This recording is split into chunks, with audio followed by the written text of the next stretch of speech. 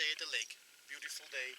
We're going to show you how useful those rod bags are and what they can hold. You're going to be surprised.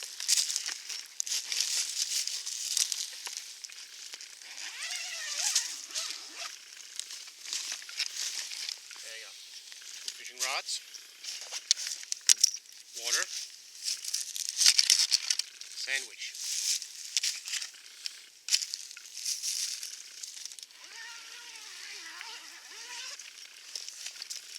Of course, the tripod for the camera, another 2 rods. And notice with the reels on, which makes a big difference. So you don't have, if you go fishing, you don't have to assemble everything. It's all ready to go. Another 2 rods. Another sandwich. Of course, the mallet found in our rod holders, which we don't need right now.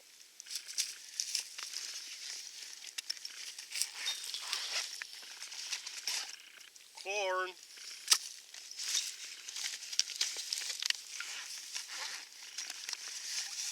More corn.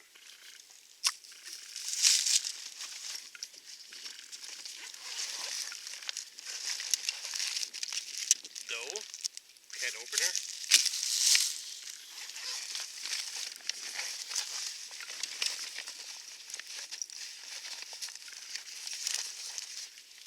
Parts for our rod holders.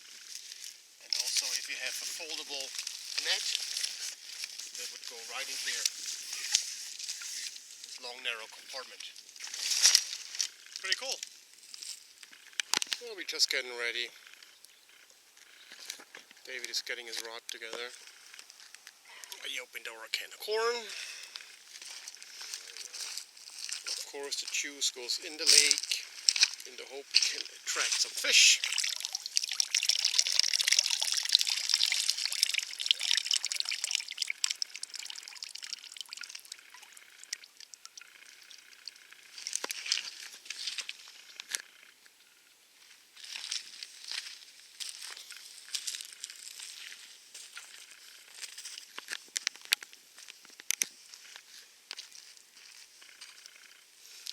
Corn on.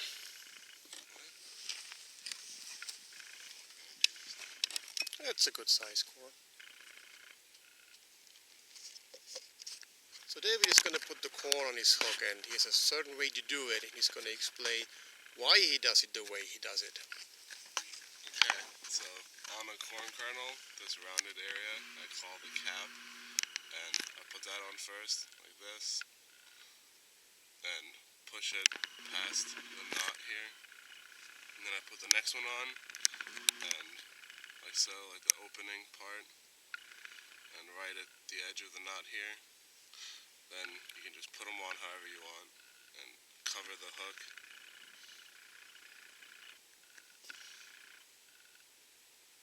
Now once you're done with covering the hook, you take that first corn kernel and slide it over the knot, so a carp or other fish isn't going to feel the knot and get suspicious.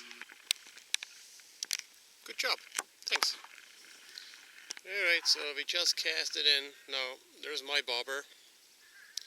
David's is over there somewhere, but we can't see it. Something is going on with his line. Now, we're gonna go over there and see what he has to offer to fix that problem.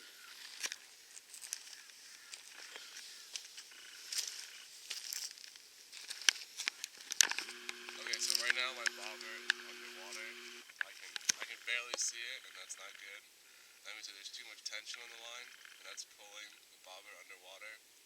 So you adjust your drag, which is how easily the fish can pull the line. And if you come closer, right here, I have whatever this part is called lined up nicely with my rod. So if a fish bites, I can just grab it so and set the hook. And down here, there's 2 different settings down, like so. This is really tight. And then I put it up. It can just pull right away. It's 2 different settings. Oh, so what you're saying is you can pre-adjust it, Yeah. so it's all open, and when you have a fish, it's basically on fight drag. Yeah, and then as soon as I start twisting a little bit to get the line in, it'll lock itself and it'll go to if I have a fish. So I'm just gonna pull until the bobber comes up, Pretty sweet feature. and there it is. Let's see if we can find it.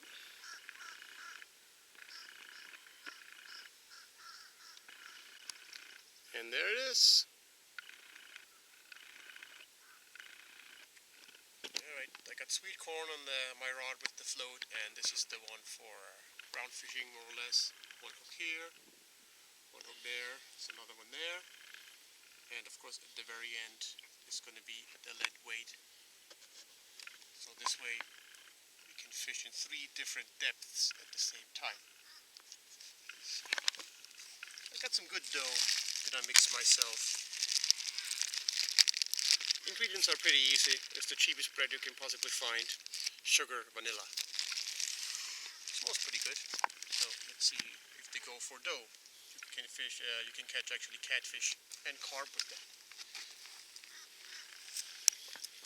So you gotta make sure it's hard enough so that it stays on the hook, but not too hard in case of an hit. The hook actually comes out and launches into the fish's mouth.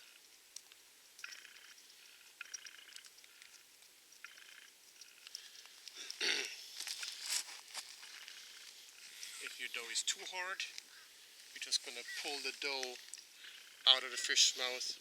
If it's too soft, it just gets all mushy, falls off your hook in the water within probably 15-20 minutes while you're sitting there for an hour waiting for something to happen.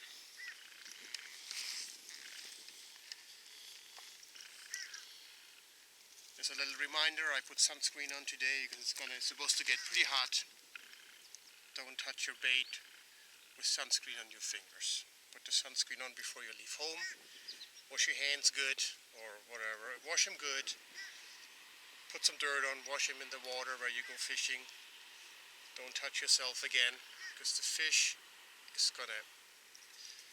it'll taste the bitterness of the sunscreen, or if you have mosquito repellent or insect repellent, that cutter, you have that on your fingers, it's actually going to destroy your line, and the fish also will taste it. Will not eat your bait if it tastes like cutter or sunscreen. Alright, there you go.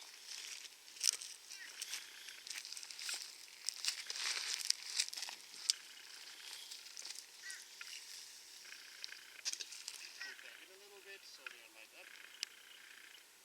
Sink. Okay, you're gonna tighten the line a little bit to get the rod up so that actually all that bait is down in an angle. So one on the bottom, one in the medium, and one up higher. You're gonna tighten your line. You're gonna open the drag all the way. If a nice carp gets there, he grabs the bait, he runs, he's gonna pull your rod in, it's gone for good. So this is really very, very light. The tension itself almost pulls it off. Also, I like to keep that catch up so it makes kind of a straight line through all the rings, so it's less friction for the carp. If it would be down here, as you can see, there's a different angle, which causes more friction. Some fish are very, very careful. They feel anything, they just go and never come back. You can still adjust it by hand if you don't like the tension. I like that. And let's see how it goes. Breakfast. You can't just feed the carp. You gotta feed yourself too. There's a goose over there.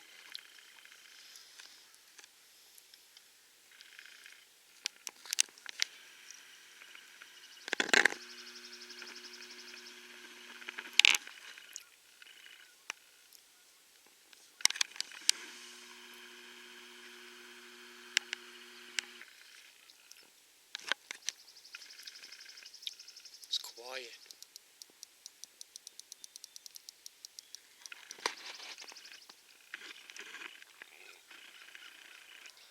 there's a turtle right there.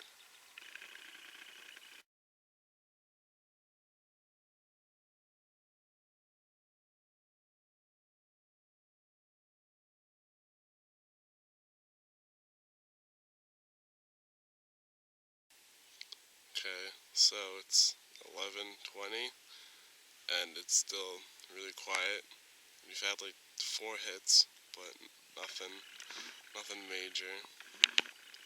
There's a bobber, there's one, and it's kind of, it's not, oh wait, my dad had a hit. But very, very light. It was very light.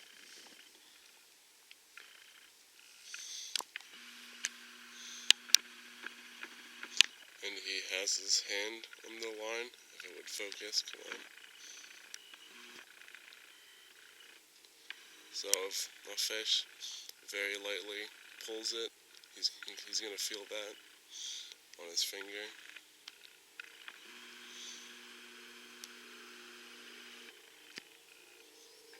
It also allows me to hold the line right away if I gotta hit back without having that spool overturning, of course. So it serves 2 purposes: feeling and holding the line. And there's an airplane, which you probably hear.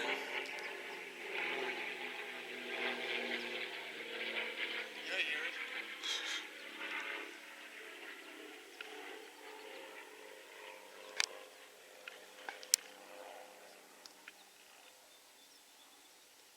Here comes the wind.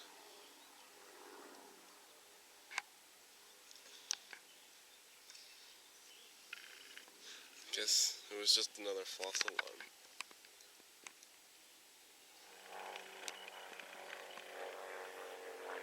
I think he's got a hit. See the float playing there?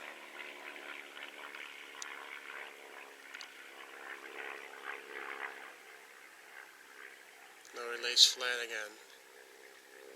But the wind hasn't changed.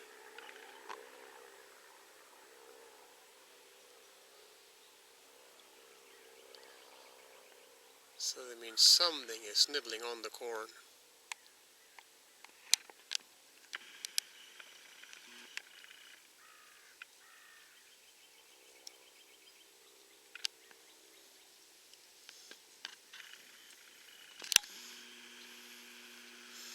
And he's ready to hit it.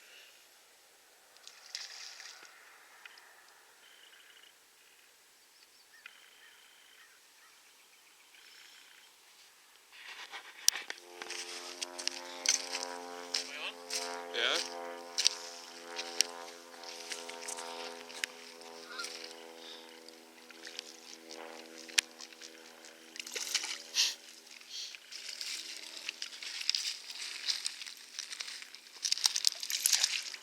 Nice bass.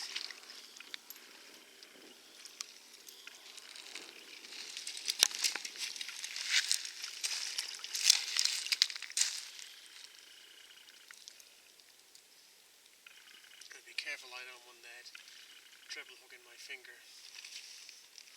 Word.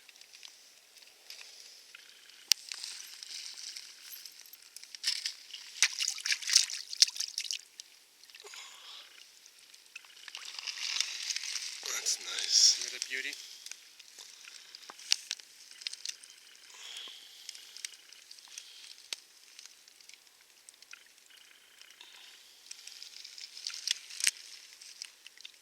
They can gulp down some fish if they want to. Try this underwater thing again.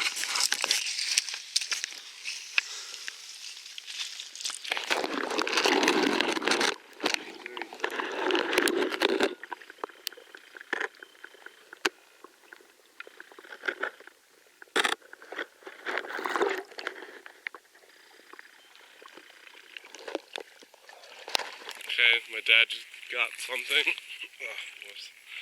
He said it's not big, but it's something. What do you think it is? Snapper? Wait, really? I don't know. Now it seems it's just hooked on something really heavy. Oh, it's like blocky. Like a break through water. Alright. Let's pull it into something. I got it free. Oh no, it's a fish. It's a sunny. Sunny. I think the guy is teasing me all morning already. That's a big one. Well, that's nice and big right there. Be careful with these guys. You know, stingers, you don't want that in your fingers. Can cause serious infection. And some even have them back here. If a stinger coming out here on the gill. This one doesn't. Let's see where the hook is. Oh boy. All the way in there. Oh, that's a bummer.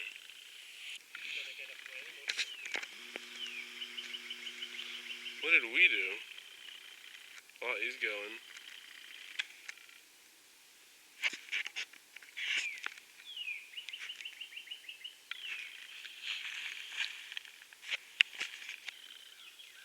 So I just did a good hit on my float. And I hit it and I didn't get anything. So what I think what happens is all these slits here is probably a little sunny just trying to get it, but its mouth isn't even big enough to get the whole thing in. So it just chews around there, you hit it, slits it out, you don't get anything. And this is, they just keep on nibbling on that. You always think you get a good fish, you try to hook it, and you lose. This is why. It's those little sunnies just nibbling away your bait. I guess that solves that mystery. That today's mystery. Didn't have that problem other days.